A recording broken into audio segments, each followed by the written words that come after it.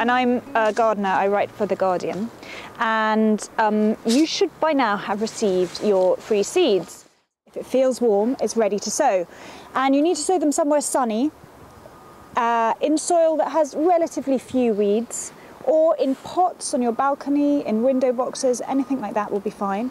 Phacelia, when it grows to about so high, and it grows about so wide. So it's a fairly bushy, very leafy green plant with the most beautiful purple flowers. So you don't want to scatter the seeds too thickly or else you'll overcrowd them. So think liberally across the surface of the soil, and then lightly just tease the soil so it just sits on top of the seed.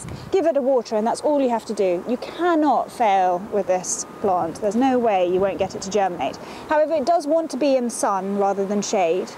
And if you're going to sow it in your garden, you could sow it amongst bare patches, amongst other plants and flowers, and that would look lovely. They'll just happily come up. On your allotment, you might want to place them somewhere where you can encourage the beneficial insects and pollinators in amongst your crop. So if you've got some apples or got tomatoes or strawberries, it might be a good idea to plant them fairly close so that you already have the bees in place by the time that your strawberries or apples come into flower.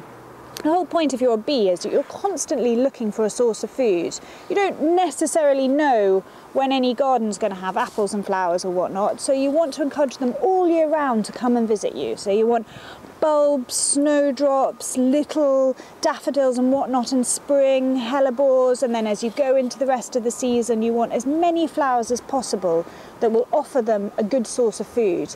And the kind of flower a bee or a beneficial pollinator likes is a very simple flower, so open, not double petals, because when you have double petals you tend to have less nectar.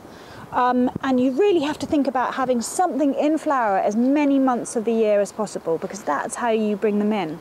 The important thing to think about is also it's not just bees that you want in your garden. You want all sorts of pollinators. So some of them are like hoverflies, drone flies, even midges will pollinate some plants. So the more insects in your garden, the better.